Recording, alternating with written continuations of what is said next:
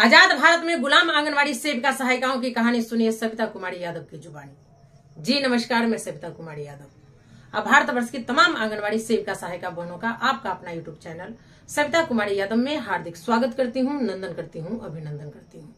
बहनों, आपको बताते चले कि पूरे भारतवर्ष की तमाम आंगनवाड़ी सेविका सहायिका बहनें आज भी आजाद भारत में गुलाम है। वो इसलिए कि भारत सरकार, राज्य सरकार ही नहीं बल्कि पदाधिकारी भी नहीं चाहते कि आप अस्थायी कर्मी हो, सरकारी कर्मचारी हो, वेतनमान हो। वो नहीं चाहते कि आपके अच्छे दिन आए। वो नहीं चाहते कि आपके बच्चे भी अच्छे स्कूल में पढ़े और अच्छे पद पर नियुक्त हो, क्योंकि जिस दिन आपके अच्छे दिन आ जाएंगे उस दिन इन पदाधिकारियों के पेट पर ड्राम गिर जाएगा। वो हम लोगों को दुधारू गाय समझ रहे हैं, जहां से उनको इनकम का स्रोत है। जिस दिन हम आंगनवाड़ी सेविका सहायिका बहनें अस्थायी कर्मी, सरकारी कर्मचारी वेतनमान हो जाएंगे, उस दिन इनकी काली कमाई मर जाएगी। वो मैं इसलिए बोल रही हूं कि 26 जनवरी गणतंत्र दिवस के शुभ अवसर पर पूरे भारतवर्ष से सभी राज्यों को मिलाकर कुल 200 आंगनवाड़ी कार्यकर्ताओं को माननीय प्रधानमंत्री जी, भारत सरकार नई दिल्ली की ओर से विशेष अतिथि के रूप में बुलाया गया था। सभी को सम्मानित करने की बात भी कही गई थी। सभी स्टेट से लीडरों को वहां भेजा गया, लेकिन बड़े दुख के साथ कहना पड़ रहा है कि बिहार में पोषण ट्रैकर पर अच्छे कार्यों को लेकर मात्र 7 आंगनवाड़ी कार्यकर्ताओं का चयन किया गया, जो कि ऐसा उस लेटर में नहीं था। अगर ऐसा होता तो सभी राज्यों से लीडर को क्यों भेजा गया? बिहार राज्य से सभी संगठन के लीडरों को छांटकर उन 7 आंगनवाड़ी कार्यकर्ताओं को भेजा गया जो शायद वहां पर अपनी मांगों को नहीं रख पाई। अगर हमारी बहनें रख पाई होंगी तो इसके लिए उनको मैं धन्यवाद देती हूं और बुरा नहीं माने, लेकिन जो सच्चाई है वो मैं बोलूंगी। सच्चाई कड़वी लगती है लेकिन सुकून बहुत देता है। आप लोग का जो भी होगा हम सह लेंगे, लेकिन हमें सुकून मिलेगा क्योंकि हमने सच बोला, सच के साथ रहा और सच बातें आप लोगों को कही। कहीं ना कहीं बिहार सरकार को ही नहीं बल्कि निदेशक सर को भी डर था कि ये लोग अगर जाएगी तो हम लोगों का काला चिट्ठा खोल देगी। यही कारण है कि हम लोगों को या लीडरों को नहीं भेजा गया। भेजा गया तो हमारी 7 आंगनवाड़ी उन कार्यकर्ताओं को जो वहां पर शायद अपनी मांगों को सही तरीके से नहीं रख पाई। वहीं अखिल भारतीय आंगनवाड़ी कर्मचारी महासभा के राष्ट्रीय अध्यक्ष माननीय गुलाब सिंह जी, राष्ट्रीय महासचिव कुसुम जी अपनी बातों को रखी तो सामने जवाब माननीय महिला एवं बाल विकास मंत्री महोदया श्रीमती अन्नपूर्णा देवी जी की तरफ से आया कि हम तो चाहते ही हैं, लेकिन मानदेय बढ़ाना तो भारत सरकार का काम है। उन्होंने जो मीडिया में कहा है वो मैं वीडियो भी आप लोगों को सुनाऊंगी, लेकिन बड़ी ताज्जुब होती है कि सारी कार्यों का निष्पादन हमारी आंगनवाड़ी कार्यकर्ता है। वो जन्म से मृत्यु तक का काम करती है। आंगनवाड़ी केंद्र पर 5 घंटे सेवा देती है, 4 घंटे तो बाय पोस्टर, आधा घंटा पहले आना, आधा घंटा बाद में जाना, यानी 5 घंटे आंगनवाड़ी केंद्र पे वो समय देती है, जिसमें वो सिर्फ 2 सेवाएं ही देती है। स्कूल पूर्व शिक्षा और बच्चे को गर्म पका हुआ पोषाहार खिलाकर छोड़ देना। बाद बाकी 4 सेवाएं और जो भी भारत सरकार या राज्य सरकार के द्वारा योजनाएं चलाई जाती हैं, अभियान चलाए जाते हैं, इसका तो कोई समय सीमा निर्धारित ही नहीं है। जितनी योजनाएं चलाई जा रही हैं, जितने अभियान चलाए जा रहे हैं, जितने कार्य हम लोगों के ऊपर सौंपे जा रहे हैं, वो हम लोग गिनती नहीं कर सकते। यहां तक कि पदाधिकारियों को भी पता नहीं है। लेकिन मरता क्या नहीं करता, हम लोग आपस में जो टुकड़ों टुकड़ों में बटे हुए हैं, नतीजा ये लोग इसका पूरा फायदा उठा रहे हैं। आंगनवाड़ी केंद्र संचालन के बाद, उस 4 घंटे अवधि के बाद, 2 सेवाएं के बाद आपको आंगनवाड़ी केंद्र पर और क्या क्या सेवाएं देनी होती है आप सबको पता ही है। स्कूल पूर्व शिक्षा, गर्म पका हुआ पोषाहार वितरण करना, ये दो तो हो गया।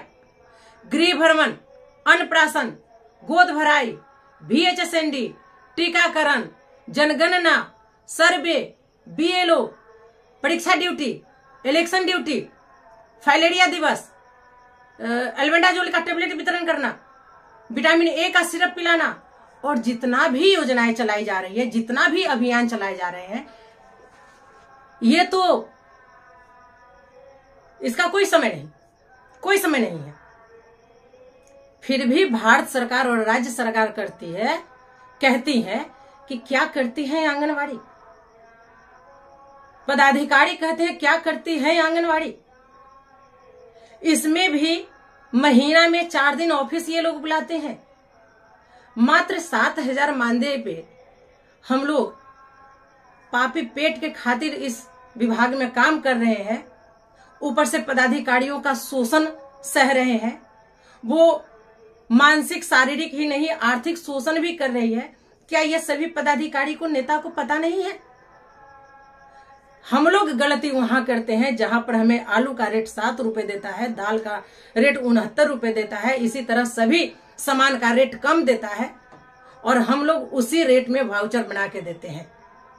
किसी एक प्रखंड से अगर इसका विरोध शुरू हो जाए कि जो हम बाजार रेट से सामान खरीद के लाते हैं वही रेट मैं अभिश्रम में भर के आपको दूंगी, आप पास करो या ना करो, आपकी मर्जी, तभी जाकर सरकार को भी लगेगा कि नहीं ये लोग सही कर रही है, जो रेट है वो दे रही है। लेकिन जो रेट सरकार निर्धारित की हुई है, हम लोग महंगे रेट में वो सामान खरीद करके वही वाउचर देते हैं सरकार को, तो सरकार को भी लग रहा है कहीं ना कहीं सेविका को बचत है, तब तो यही रेट दे रही है। इस पे हम लोगों को कदम उठाना चाहिए। और कहीं ना कहीं यही डर हमारे विभाग के पदाधिकारियों को सता रहा है, जो लीडरों को ऊपर तक नहीं जाने देती है। उनको लगता है कि ये लोग हमारा पोल खोल देंगे, हमारा काला चिट्ठा खोल देंगे। तो इतना डरने की बात नहीं है। ये जो उगाही होती है वो कहां तक जाता है, किस स्तर तक जाता है, हम लोगों को भी पता है। लोग भले ही कह दे कि मैं बेदाग हूं, हम लोग इसके बारे में नहीं जानते, जानते तो सब है। अरे तो जितना नकेल सेविकाओं पर कसी जाती है उतना पदाधिकारियों पर कसा जाए। RTI के तहत उनसे सभी योजनाओं के बारे में जानकारियां ली जाए। नौकरी के पहले और नौकरी के बाद कितनी संपत्ति उन्होंने अर्जित की है, इसको अगर जांच करवाया जाए तो दूध का दूध और पानी का पानी हो जाएगा। लेकिन सब तो एक दूसरे का पूरक है। बलि का बकरा बनने के लिए आंगनवाड़ी कार्य करता है, और हम लोग संगठन वाले अपना अपना चेहरा चमकाने में लगे हुए हैं, अपना अपना वर्चस्व दिखाने में लगे हुए हैं। हम बड़ी की हम बड़ी, फलानमा राय जिंदाबाद, फलानमा सिंह जिंदाबाद, फलाना यादव जिंदाबाद, फलाना शर्मा जिंदाबाद, फलाना वर्मा जिंदाबाद, फलाना झा जिंदाबाद, करते रहिए जिंदाबाद मुर्दाबाद। अरे सेविका का हित करने के लिए आए हैं ना, सेविका का भलाई करने के लिए आए हैं ना, तो एक होकर लड़ने में क्या जाता है। बार बार कह रहे हैं कि सभी आंगनवाड़ी सेविका सहायिका एक हो और एक साथ कोर्ट चलिए। जहां पे लाखों लाख का बात आएगा वहां सभी लोग अगर मिल करके लड़ेंगे तो हजार हजार पड़ेगा, तो वो हल्का होगा। लेकिन नहीं, यहां तो अपना वर्चस्व दिखाना है, अपना चेहरा चमकाना है, तो चमकाइए। जो सबके गति वो हमरो गति, और हम अपने लिए काफी है। हमें किसी से डर नहीं है, हम काम करते हैं और डटकर मुकाबला भी करते हैं। हम लड़ते हैं मास लेवल पे उन सेविका सहायिकाओं की जो अपनी बातों को पदाधिकारी के सामने नहीं रख पाती है। हर प्रखंड में देखने को मिलता है कि 5-10 जो है सेविका पति पदाधिकारी के चापलूस होते हैं, वो अपना काम निकाल लेते हैं और आम सेविका को बलि का बकरा बनवा देते हैं। लेकिन मैं उन्हीं का नेतृत्व करती हूं और वो भी समझने को लिए तैयार नहीं है। वो भी अगर उसी भेड़िए के पीछे भागने को तैयार है जो भेड़िया उनको नोचना चाहते हैं, तो जाइए नोचवाइए। हमारे रहते हुए अगर आपका बाल बाका होता है तो हमें वहां पे रहने का कोई औचित्य नहीं है।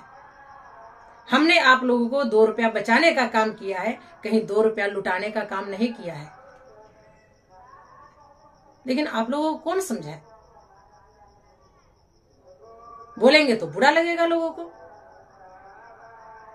मोटी मोटी रकम, हम बार बार कहते हैं मोटी मोटी रकम हम खोलते नहीं है।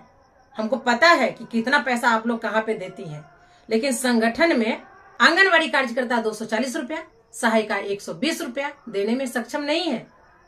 ये पदाधिकारियों को देने में सक्षम है, जो पदाधिकारी अवैध रूप से पैसा वसूल करती है और समय पड़ने पर इनके गर्दन पर तलवार भी चलाती है।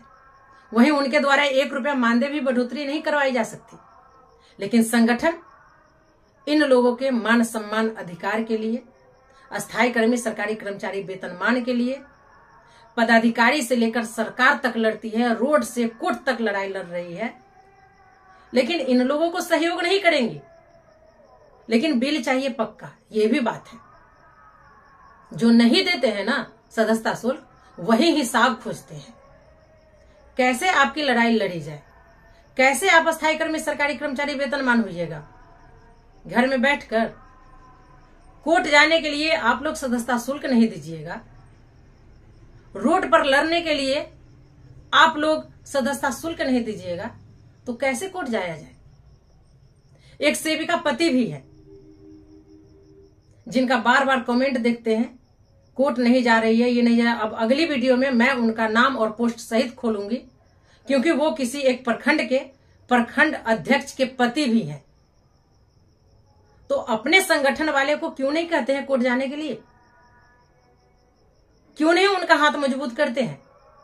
यहां अगर कमेंटबाजी करते हैं तो मैं अपना पे फोन डालू, या मेरा जो मोबाइल नंबर है 9534834525, इस पे आप भेज दीजिए पैसा और अपने संगठन से सबसे भेजवा दीजिए। हम कोर्ट जाने के लिए तैयार हैं। मतलब एक कहावत है ना, जो करनी धरनी कुछ ना, सिर्फ बोल देते हैं तो उससे हो जाता है। जिस संगठन के आप प्रखंड अध्यक्ष बने हुए हैं, आपकी पत्नी प्रखंड अध्यक्ष बनी हुई है, उस संगठन पर आपका जोर नहीं चलता है। समझ में नहीं आता है कि कैसे कैसे लोग हमारे साथ जुड़े हुए हैं। सरकार तो हमारा शोषण करिए रही है, पदाधिकारी शोषण करिए रहे हैं, जो वो आम सेविका सहायिकाओं को भेज देते हैं, लेकिन लीडरों को नहीं भेजते हैं कि वो कहीं बुलंदी से अपनी आवाज को नहीं वहां रखने का काम कर दे। क्योंकि पिछली बार जो बिहार में मानदेय बढ़ोतरी हुई थी, उसमें सभी कमिश्नरी से 2-2 आंगनवाड़ी कार्यकर्ताओं को बुलाया गया, किसी लीडर को नहीं बुलाया गया। ठीक इसी तरह पूरे भारतवर्ष से सभी राज्यों से लीडर को गणतंत्र दिवस के शुभ अवसर पर विशेष अतिथि के रूप में भेजा गया, लेकिन बिहार से आम सेविकाओं को भेजा गया। और कुछ ये जो सेविका पति है ना, जो पदाधिकारी के चापलूस हैं, ये भी नहीं चाहते हैं कि हम लोगों का मान सम्मान बढ़े, हम लोग अस्थायी कर्मी सरकारी कर्मचारी वेतनमान हो। ये लोग बढ़ावा नहीं देंगे, बल्कि आपका पैर खींचेंगे। और हमारे ही समाज के लोग जब हमारा पैर खींचना शुरू कर देंगे तो हम कहां से आगे बढ़ पाएंगे? फिर भी अपनी हिम्मत से, अपनी साहस से इस सब को चीरते हुए, फाड़ते हुए हमें आगे निकलना है। रास्ते में बहुत सारे पत्थर आएंगे, रोड़े आएंगे, और उसको लांघते हुए जो पार कर गया वही असल में योद्धा है। हम बार बार आप लोगों को कहते हैं, मैं अपने लिए नहीं लड़ती हूं, आप सबके लिए लड़ती हूं। और दूसरे शब्दों में कहा जाए तो आप सबके लिए नहीं लड़ती, बल्कि मैं अपने लिए लड़ती हूं। आप लोग भी अपने अपने लिए लड़ना शुरू कर दो तो हम ये जंग जीत जाएंगे। सरकार को हमारी बात माननी पड़ेगी। और आप लोग जिस जिस संगठन में हो ना, अगर हमारी वीडियो देख रही हैं, हमारी बातों से सहमत है, तो आप उनको कहिए कि एक होइए और एक होर करके लड़ाई लड़िए, तभी हम लोग आप लोगों को सदस्यता शुल्क देंगे, नहीं तो नहीं देंगे। क्योंकि कहीं ना कहीं संगठन भी आप लोगों को गुमराह कर रही है। तो चलिए आज के वीडियो में फिलहाल इतना ही। फिर मिलते हैं अगले वीडियो में कुछ और नई जानकारियों के साथ। तब तक के लिए आप हमें विदा दीजिए। नमस्कार। वीडियो लंबा हो गया, उसके लिए मैं माफी चाहूंगी। धन्यवाद।